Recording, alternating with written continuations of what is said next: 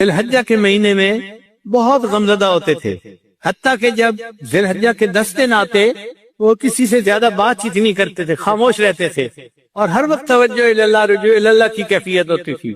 اور کئی مرتبہ تو ایسے ہوتا تھا کہ کھانا کھاتے کھاتے ایک ٹھنڈی آ لیا کرتے تھے اور کہتے تھے معلوم نہیں عشاق کیا کر رہے ہوں گے کہ ساری دنیا سے اللہ کے چاہنے والے، اللہ کے عاشق اللہ کے گھر میں اس وقت جمع ہیں، معلوم نہیں کوئی طواف کر رہا ہوگا، کوئی حجر اسود کو بوسہ دے رہا ہوگا، کوئی مقام ابراہیم پہ نفل پڑھ رہا ہوگا، کوئی عرفات کے میدان میں اس وقت بیٹھا ہوا دعائیں مانگ رہا ہوگا، معلوم نہیں عشاق کیا کر رہے ہوں گے۔ دل تڑپتا تھا کاش کہ میں بھی وہاں ہوتا، جسم گھر میں ہوتا تھا اور دل حجاج کے ساتھ اٹکا ہوا ہوتا تھا۔ بیان آپ عالم انفارمیٹر دل کہہ رہا ہوتا تھا اجازت ہو تو آ کر میں بھی شامل ان میں ہو جاؤں، اجازت ہو تو آ کر میں بھی شامل ان میں ہو جاؤں، سنا ہے کل تیرے در پر ہجوم عاشقہ ہوگا، اے اللہ کل آپ کے در پر آپ کے عاشق اکٹھے ہوں گے میدان عرفات میں، اجازت ہو تو میں بھی ان عاشقوں میں آ کے شامل ہو جاؤں۔ تو یہ ایک ایسی عبادت ہے کہ جس کی تمنا ہر مومن کے دل میں فطری طور پہ ہوتی ہے، امیر ہو یا غریب ہو، عالم ہو یا جاہل ہو، مرد ہو یا عورت ہو، ہر ایک کے دل میں تمنا ہوتی ہے۔ اللہ تعالیٰ ہم سب کو اپنی زندگی میں بار بار اپنے گھر کا دیدار عطا فرمائے اور اپنے محبوب صلی اللہ علیہ وسلم کے در کی قبولیت والی حاضری اللہ بار بار نصیب فرمائے۔ مگر حج پر جانے سے پہلے انسان اپنے گناہوں سے سچی توبہ کر کے اپنے دل کو ماں سوا سے خالی کر کے سفر کے لیے نکلے۔ یہ حسرت رہ گئی پہلے سے حج کرنا نہ سیکھا تھا، کفن بردوش جا پہنچے مگر مرنا نہ سیکھا تھا، یہ دیوانے اگر پہلے سے کچھ ہوشیار ہو جاتے، حرم نے بن کے محرم صاحب اسرار ہو جاتے، حرم میں احرام باندھ کے صاحب اسرار بن جاتے اگر یہ سب گناہوں سے توبہ کر لیتے۔ نبی اسلام جب حج پر تشریف لے گئے بیان آپ عالم انفارمیشن تو اللہ کے حبیب صلی اللہ علیہ وسلم نے فرمایا میں دیکھ رہا ہوں اس جگہ سے حضرت موسیٰ علیہ السلام تکبیر پڑھتے ہوئے حج کے لیے جا رہے ہیں، راستے میں جہاں جہاں سے جو انبیاء گزرے تھے اللہ نے اپنے محبوب صلی اللہ علیہ وسلم کو وہ جھلک دکھا دی، وہ منظر دکھا دیا۔ آج ویڈیو دیکھتے ہیں نا آپ کہ جی یہ ویڈیو ہے فلاں موقع کی، اللہ نے وہ ویڈیو سنبھال کے رکھی ہوئی تھی، اپنے محبوب کو دکھا دی کہ دیکھو یہ میرے چاہنے والے موسیٰ علیہ السلام یوں لبیک اللہم لبیک کہتے ہوئے میرے گھر کی طرف جا رہے ہیں، اور یہ دیکھو عیسیٰ علیہ السلام جا رہے ہیں، یہ دیکھو ابراہیم علیہ السلام جا رہے ہیں، یہ دیکھو آدم علیہ السلام جا رہے ہیں۔ تو نبی علیہ السلام نے فرمایا کہ میں نے مختلف انبیاء کو حج پہ جاتے ہوئے تلبیہ پڑھتے ہوئے اپنی آنکھوں سے دیکھا، اللہ نے آنکھوں سے کشفن دکھا دیا۔ اس کے لیے دعائیں مانگیں، اور جب کسی حاجی کو رخصت کرنے کا موقع آئے تو خوب اس کو دیکھیں، آنسو بہائے کہ یہ خوش نصیب ہے جو حج کے سفر کے لیے جا رہا ہے، میں حج تو نہیں کر پایا مگر جب یہ واپس آئے گا تو میں حاجی کو آ کر دیکھوں گا۔ ہمارے حضرت رحمۃ اللہ فرمایا کرتے تھے کہ شروع میں میرے اوپر تنگی کے حالات تھے تو میں حج پہ نہیں جا سکتا تھا مگر میں حاجی کیمپ چلا جاتا تھا، اور جو حجاج رخصت ہو رہے ہوتے تھے میں ان کو آنسو سے الوداع کرتا تھا اور اللہ سے دعائیں مانگتا تھا۔ پھر اللہ نے ہمارے شیخ کے لیے بھی حرم کے راستے کھول دیے۔ حضرت خواجہ عبد المالک صدیقی رحمۃ اللہ علیہ کو خواب میں نبی علیہ السلام کی زیارت نصیب ہوئی۔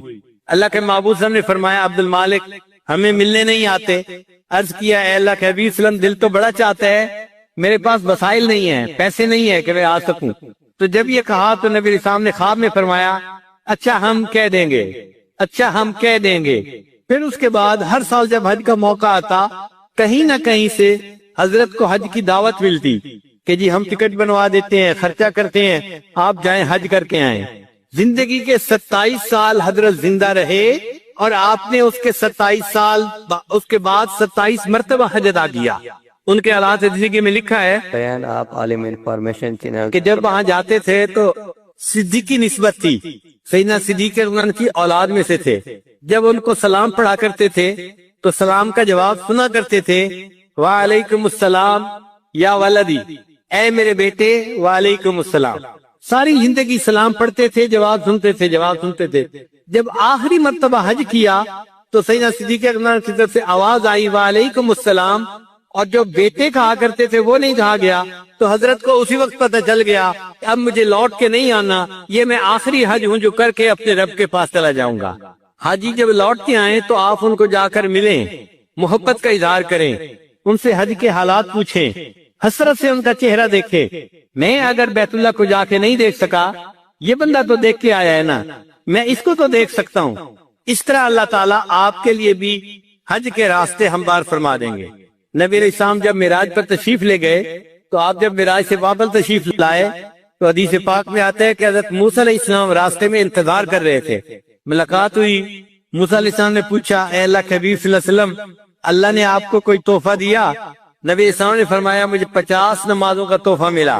عرض کیا، اے اللہ کے محبوب صلی اللہ علیہ وسلم، میری امت پر چند نمازیں فرض تھیں بیان آپ عالم انفارمیشن چینل سے، اور ان کے لیے وہ نمازیں پڑھنی بھی مشکل ہو گئی تھی۔ یہ 50 نمازیں تو ٹو مچ ہیں، آپ اللہ کے حضور جا کے عرض کریں کہ اس میں کچھ ڈسکاؤنٹ دے دیں، کم کر دیں۔ چنانچہ نبی علیہ السلام نے بار بار اللہ کی خدمت میں عرض کی، اللہ نے 50 کو 5 بنا دیا۔ اے میرے محبوب، تیری امت 5 نمازیں ادا کرے گی، میں ان کے نامہ اعمال میں 50 نمازیں ادا کرنے کا ثواب لکھوا دوں گا۔ تو علماء نے یہاں نقطہ لکھا ہے کہ بھائی انبیاء تو اور بھی تھے، حضرت موسیٰ علیہ السلام نبی اسلام کا راستے میں بیٹھ کے انتظار کیوں کر رہے تھے؟ تو علماء نے اس کا جواب یہی دیا ہے، وہ کہتے ہیں کہ دیکھو، انبیاء میں حضرت موسیٰ علیہ السلام کو اللہ نے طور پر بلا کر، کوہ طور پر بلا کر ہم کلامی کا شرف عطا کیا تھا۔ اب اس ہم کلامی کے بعد حضرت موسیٰ علیہ السلام کے دل میں تمنا پیدا ہوئی، اے اللہ میں آپ کو دیکھنا چاہتا ہوں۔ تو انہوں نے کہا، رب ارنی انظر الیک۔ اللہ نے فرمایا، نہیں تو دنیا میں نہیں دیکھ سکتا۔ پھر اللہ تعالیٰ نے طور پر تجلی ڈالی، فخر موسیٰ صاعقہ، موسیٰ علیہ السلام بے ہوش ہو کے گر گئے۔ اب موسیٰ علیہ السلام کو پتا تھا کہ میں اللہ کا دیدار نہیں کر سکا، مگر انہوں نے کہا کہ اچھا، اللہ نے اپنے محبوب کو دیدار کے لیے بلایا ہے، تو میں اگر دیدار نہیں کر سکا تو میں محبوب کے راستے میں انتظار میں بیٹھتا ہوں، وہ اللہ کا دیدار کر کے آئیں گے، میں ان کے دیدار سے اپنی آنکھوں کو ٹھنڈا کر لوں گا۔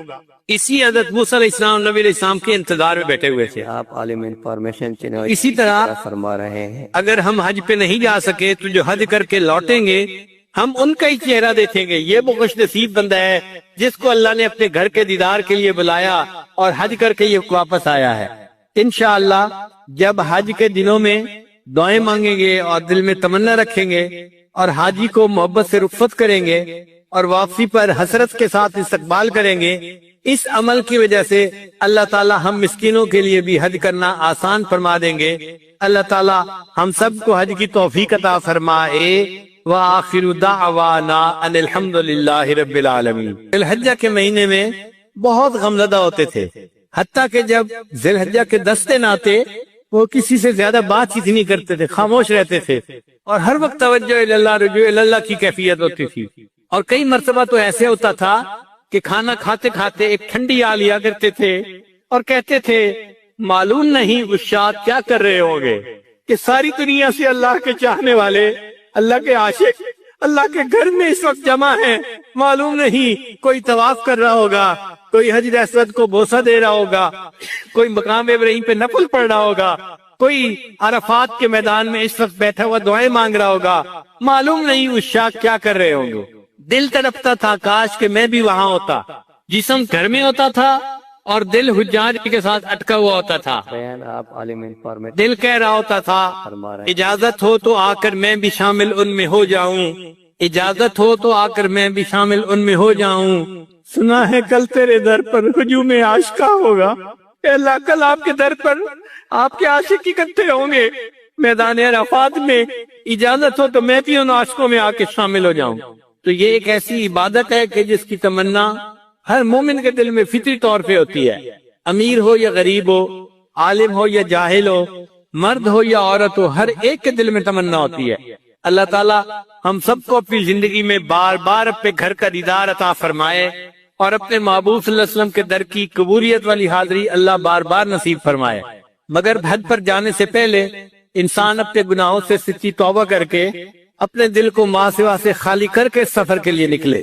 یہ حسرت رہ گئی پہلے سے حج کرنا نہ سیکھا تھا، کفن بردوش جا پہنچے مگر مرنا نہ سیکھا تھا۔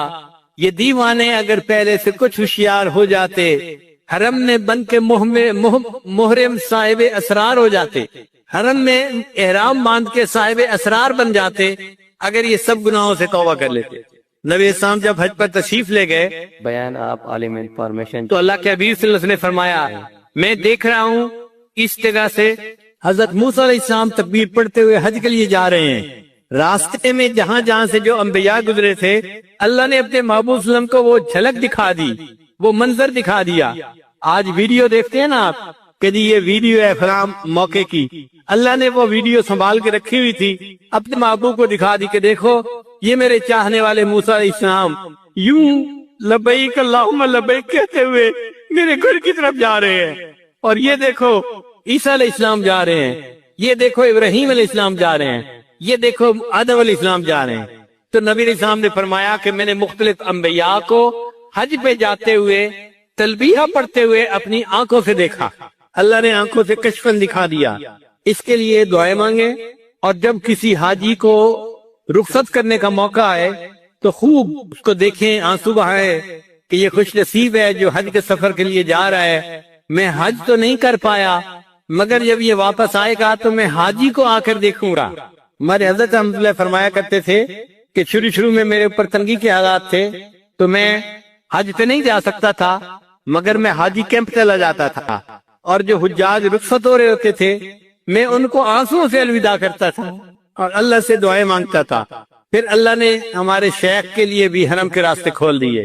حضرت خواجہ بن مالک صدیقی رحمۃ اللہ علیہ کو خواب میں نبی علیہ السلام کی زیارت نصیب ہوئی۔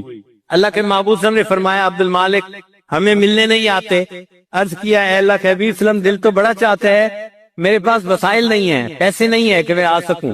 تو جب یہ کہا تو نبی علیہ السلام نے خواب میں فرمایا اچھا ہم کہہ دیں گے، اچھا ہم کہہ دیں گے۔ پھر اس کے بعد ہر سال جب حج کا موقع آتا کہیں نہ کہیں سے حضرت کو حج کی دعوت ملتی کہ جی ہم ٹکٹ بنوا دیتے ہیں، خرچہ کرتے ہیں، آپ جائیں حج کر کے آئیں۔ زندگی کے 27 سال حضرت زندہ رہے اور آپ نے اس کے 27 سال اس کے بعد 27 مرتبہ حج ادا کیا۔ ان کے حالات زندگی میں لکھا ہے بیان آپ عالم انفارمیشن چینل کہ جب وہاں جاتے تھے تو صدیقی نسبت تھی، سیدنا صدیق اکبر کی اولاد میں سے تھے۔ جب ان کو سلام پڑھا کرتے تھے تو سلام کا جواب سنا کرتے تھے، وعلیکم السلام یا ولدی، اے میرے بیٹے وعلیکم السلام۔ ساری زندگی سلام پڑھتے تھے، جواب سنتے تھے، جواب سنتے تھے۔ جب آخری مرتبہ حج کیا تو سیدنا صدیق اکبر کی طرف سے آواز آئی وعلیکم السلام، اور جو بیٹے کہا کرتے تھے وہ نہیں کہا گیا، تو حضرت کو اسی وقت پتہ چل گیا اب مجھے لوٹ کے نہیں آنا، یہ میں آخری حج ہوں جو کر کے اپنے رب کے پاس چلا جاؤں گا۔ حاجی جب لوٹ کے آئیں تو آپ ان کو جا کر ملیں، محبت کا اظہار کریں، ان سے حج کے حالات پوچھیں، حسرت سے ان کا چہرہ دیکھیں۔ میں اگر بیت اللہ کو جا کے نہیں دیکھ سکا، یہ بندہ تو دیکھ کے آیا ہے نا، میں اس کو تو دیکھ سکتا ہوں۔ اس طرح اللہ تعالیٰ آپ کے لیے بھی حج کے راستے ہموار فرما دیں گے۔ نبی علیہ السلام جب معراج پر تشریف لے گئے تو آپ جب معراج سے واپس تشریف لائے تو حدیث پاک میں آتا ہے کہ حضرت موسیٰ علیہ السلام راستے میں انتظار کر رہے تھے۔ ملاقات ہوئی، موسیٰ علیہ السلام نے پوچھا اے اللہ کے حبیب صلی اللہ علیہ وسلم اللہ نے آپ کو کوئی تحفہ دیا؟ نبی علیہ السلام نے فرمایا مجھے 50 نمازوں کا تحفہ ملا۔ عرض کیا اے اللہ کے محبوب صلی اللہ علیہ وسلم میری امت پر چند نمازیں فرض تھیں بیان آپ عالم انفارمیشن چینل سے اور ان کے لیے وہ نمازیں پڑھنی بھی مشکل ہو گئی تھی، یہ 50 نمازیں تو ٹو مچ ہیں، آپ اللہ کے حضور جا کے عرض کریں کہ اس میں کچھ ڈسکاؤنٹ دے دیں، کم کر دیں۔ چنانچہ نبی علیہ السلام نے بار بار اللہ کی خدمت میں عرض کی، اللہ نے 50 کو 5 بنا دیا، اے میرے محبوب تیری امت 5 نمازیں ادا کرے گی، میں ان کے نامہ اعمال میں 50 نمازیں ادا کرنے کا ثواب لکھوا دوں گا۔ تو علماء نے یہاں نقطہ لکھا ہے کہ بھائی انبیاء تو اور بھی تھے، حضرت موسیٰ علیہ السلام نبی اسلام کا راستے میں بیٹھ کے انتظار کیوں کر رہے تھے؟ تو علماء نے اس کا جواب یہی دیا ہے، وہ کہتے ہیں کہ دیکھو انبیاء میں حضرت موسیٰ علیہ السلام کو اللہ نے طور پر بلا کر، کوہ طور پر بلا کر ہم کلامی کا شرف عطا کیا تھا۔ اب اس ہم کلامی کے بعد حضرت موسیٰ علیہ السلام کے دل میں تمنا پیدا ہوئی، اے اللہ میں آپ کو دیکھنا چاہتا ہوں۔ تو انہوں نے کہا رب ارنی انظر الیک، اللہ نے فرمایا نہیں تو دنیا میں نہیں دیکھ سکتا۔ پھر اللہ تعالیٰ نے طور پر تجلی ڈالی، فخر موسیٰ صاعقہ، موسیٰ علیہ السلام بے ہوش ہو کے گر گئے۔ اب موسیٰ علیہ السلام کو پتا تھا کہ میں اللہ کا دیدار نہیں کر سکا، مگر انہوں نے کہا کہ اچھا اللہ نے اپنے محبوب کو دیدار کے لیے بلایا ہے تو میں اگر دیدار نہیں کر سکا تو میں محبوب کے راستے میں انتظار میں بیٹھتا ہوں، وہ اللہ کا دیدار کر کے آئیں گے، میں ان کے دیدار سے اپنی آنکھوں کو ٹھنڈا کر لوں گا۔ اس لیے حضرت موسیٰ علیہ السلام نبی علیہ السلام کے انتظار میں بیٹھے ہوئے تھے۔ آپ عالم انفارمیشن چینل اسی طرح فرما رہے ہیں۔ اگر ہم حج پہ نہیں جا سکے تو جو حج کر کے لوٹیں گے ہم ان کا ہی چہرہ دیکھیں گے، یہ وہ خوش نصیب بندہ ہے جس کو اللہ نے اپنے گھر کے دیدار کے لیے بلایا اور حج کر کے یہ واپس آیا ہے۔ انشاءاللہ جب حج کے دنوں میں دعائیں مانگیں گے اور دل میں تمنا رکھیں گے اور حاجی کو محبت سے رخصت کریں گے اور واپسی پر حسرت کے ساتھ استقبال کریں گے، اس عمل کی وجہ سے اللہ تعالی ہم مسکینوں کے لیے بھی حج کرنا آسان فرما دیں گے۔ اللہ تعالی ہم سب کو حج کی توفیق عطا فرمائے۔ وآخر دعوانا ان الحمدللہ رب العالمین۔ بیوی خامد والا مسئلہ ہے تو چھوڑنے کی تعلیم دی نا روزے نے، تو اس کا مطلب یہ کہ ان 4 عبادات میں 2 عبادات اصل ہیں، ایک نماز اور ایک حج، اور باقی 2 عبادات جو ہے نا وہ ان کی مددگار ہیں۔ زکوٰۃ نماز کی مددگار ہے اور روزہ حج کے مددگار ہے۔ تو اصل نمایاں عبادات 2 بنی، ایک نماز اور ایک حج۔ اگر آپ غور کریں تو ان دونوں نمازوں میں اجتماعیت کا سبق ہے، نماز میں بھی اجتماعیت کا سبق ہے۔ 5 وقت ایک مرد اپنے گھر سے نکل کے مسجد میں آئے اور جماعت کے ساتھ نماز پڑھے، پھر 1 ہفتے کے بعد مسجد نہیں محلے کے لوگ ایک جامع مسجد کے اندر آ کر نماز پڑھیں تو بڑا مجمع کر دیا گیا۔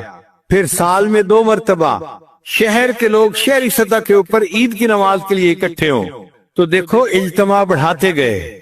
تو نماز کا مقصد بھی اجتماعیت سکھانا تھا اور حج کا مقصد بھی اجتماعیت سکھانا ہے۔ حج میں بھی اسی طرح ہوتا ہے، ساری دنیا سے اللہ کے چاہنے والے بندے اپنے گھروں کو چھوڑ کر، کاروبار کو چھوڑ کر، احرام باندھ کر نکل پڑتے ہیں اور اللہ کے گھر کی طرف چل پڑتے ہیں۔ وہاں حرم میں کسی ایک ملک کے بندے نہیں آتے، کسی ایک قوم اور قبیلے کے بندے نہیں آتے، پوری دنیا سے ایمان والے سمٹ سمٹ کے یہاں آتے ہیں، لاکھوں کا مجمع ہوتا ہے وہاں پہ۔ تو اجتماعیت نماز میں بھی تھی اور اجتماعیت حج نے بھی سکھائی، مگر اس میں ایک مزے کی بات ہے کہ ایک ایسا وقت آیا کہ جہاں حج کے موقع پر حج کا اجتماع اور نماز کا اجتماع اکٹھا ہو گیا۔ عرفات کا میدان ہے، سب لوگ احرام باندھ کے جمع ہیں، اب وقوف عرفات کرنے، تو شریعت نے کہا کہ دیکھو ہم نماز کے ٹائم کو آگے پیچھے کر دیتے ہیں، تم وقوف کو آگے پیچھے نہیں کر سکتے، لہذا ظہر اور عصر ملا کے پڑھ لی، اور جو مغرب کی نماز تھی اس کو عشاء کے ساتھ پڑھنے کا حکم دیا۔ ایک نماز کو وقت سے پہلے پڑھنے کا حکم دے دیا اور دوسری نماز کو وقت گزرنے کے بعد پڑھنے کا حکم دے دیا۔ اللہ کی شان ہے، جیسا حکم دے ہم تو ہم بندے ہیں، اس پر عمل کرنا ہے، مگر اللہ نے یہ دکھا دیا کہ دیکھو یہ دونوں عمل آپس میں اگر تقابل کرو گے تو نماز کی اجتماعیت بڑی عبادت ہے۔ ہم نے حج کی عبادت کو اپنی جگہ رکھا اور نماز کو آگے پیچھے کروا دیا، اور اصل دین اسلام کا جو پیغام ہے وہ بھی اجتماعیت ہے۔ وَاعْتَصِمُوا بِحَبْلِ اللَّهِ جَمِيعًا وَلَا تَفَرَّقُوا، اللہ کی رسی کو مضبوطی سے پکڑ لو اور الگ الگ نہ ہو جاؤ۔ جہاں انسان الگ الگ ہوتا ہے فَتَفْشَلُوا وَتَذْهَبَ رِيحُكُمْ، تم الگ الگ ہو جاؤ گے تو تمہاری ہوا اکھڑ جائے گی، کمزور ہو جاؤ گے۔ تو ہمیں چاہیے کہ بحیثیت ایک امت کے ہم ایک بن کر زندگی گزاریں۔ یہ جو بڑوں نے کہا ہے نا، ایک بن کر زندگی گزارنا اور نیک بن کر زندگی گزارنا، یہ بڑی گہری بات کی گئی ہے۔ تو اب عبادات 4 تھیں، جن میں ایک اعلی عبادت نماز نکلی اور زکوٰۃ اس کے لیے معاون نکلی، دوسری اعلی عبادت حج نکلی اور روزہ اس کے لیے معاون نکلا۔ اب یہ 2 عبادات اصل عبادات ہیں۔ ایک اور نقطہ بھی سمجھنے والا ہے کہ نماز کے اندر اللہ کی شان کبریائی کا اظہار ہے، اللہ تعالیٰ بڑے ہیں، اس لیے نماز میں اللہ اکبر اللہ اکبر اللہ اکبر اللہ اکبر۔ حدیث مبارکہ میں آتا ہے کہ مومن جب مسجد میں داخل ہو تو اس کے دل کے اوپر اللہ تعالیٰ کی جلالت شان کا اثر ہونا چاہیے۔ حضرت علی عنہ مسجد میں داخل ہوتے تھے، رنگ پیلا ہو جاتا تھا۔ کسی نے کہا حضرت بڑی بڑی جنگوں کے موقع پہ آپ نہیں گھبراتے اور مسجد میں جاتے ہوئے آپ پہ گھبراہٹ ہوتی ہے؟ وہ فرمانے لگے تجھے پتہ ہے میں کس شہنشاہ کے دربار میں داخل ہو رہا ہوتا ہوں؟ تو مومن یہ سمجھے کہ میں اس شہنشاہ حقیقی کے دربار میں داخل ہو رہا ہوں، لہذا مسجد میں داخل ہوتے ہوئے اس کے اندر عاجزی ہو اور اللہ تعالیٰ کی کبریائی کا اس کے اوپر ایک غلبہ ہونا چاہیے. اس لیے نماز کو خشوع خضوع سے پڑھنا، اس کے ارکان کو تعدیل کے ساتھ ادا کرنا یہ ضروری ہے. تو ایک ہے اللہ تعالیٰ کی شان کبریائی کا اظہار، وہ نماز میں ہوتا ہے. اور یہ نماز اتنی ضروری کہ فرمایا اگر تم حالت جنگ میں ہو، تم دشمن پہ حملہ کر رہے ہو، دشمن تمہارے اوپر حملہ کر رہا ہے، اس حال میں بھی تم اپنی نماز نہیں چھوڑ سکتے، ادا کرنی پڑے گی. شریعت نے طریقہ بتایا، کچھ لوگ نماز ادا کریں، کچھ لوگ دفاع کریں، پھر دفاع والے نماز ادا کریں اور باقی لوگ نماز ادا کر لیں. تو آپ دیکھو کہ جب کفر کے ساتھ قتال ہو رہا ہے اس وقت بھی اگر نماز کو چھوڑنے کی اجازت نہیں تو پھر اس سے زیادہ اہمیت اور کیا بتائی جا سکتی ہے. اسی طرح حج اللہ تعالیٰ نے فرض فرمائی، جو صاحب نصاب بندہ ہو زندگی میں ایک مرتبہ اس کے اوپر حج کرنا فرض ہے. حج میں اللہ تعالیٰ کی شان دل ربائی کا اظہار ہے. اللہ تعالیٰ کی جو صفات ہیں نا وہ دو طرح کی ہیں، ایک اللہ تعالیٰ کی جلال کی صفات ہیں اور ایک اللہ تعالیٰ کی جمال کی صفات ہیں. وہ بڑا بھی ہے اور بہت پیارا بھی ہے، تو بڑے ہونے کی وجہ سے اس کے جلال کا ایک انداز ہے اور پیارا ہونے کی وجہ سے اس کے اندر محبوبیت کا بھی اثر ہے. تو اللہ تعالیٰ نے نماز کو اپنے جلال کے اظہار کے لیے بنایا اور اللہ نے حج کو اپنے جمال کے اظہار کے لیے بنایا. حج میں کیا ہوتا ہے، ایک محب اپنے محبوب کے گھر کی طرف جا رہا ہوتا ہے، وہ چھوڑ دیتا ہے سب کچھ، چھوڑ دے ساری دنیا کسی کے لیے. حاجی کیا کرتا ہے، ساری دنیا، سب کاروبار، سب میٹنگ، سب کام کاج، فیکٹری بند کر کے چھوڑ کے کسی کے حوالے کر کے گھر سے چل پڑتا ہے. اب جب چلتا ہے تو بھائی کہاں جا رہے ہو؟ جی میں محبوب کو ملنے جا رہا ہوں. تو بھائی محبوب کو ملنے کے لیے زبان سے بھی تو اظہار کرو نا. جی میں کہہ رہا ہوں لبیک اللہم لبیک. لبیک کا کیا معنی؟ اے میرے محبوب میں حاضر.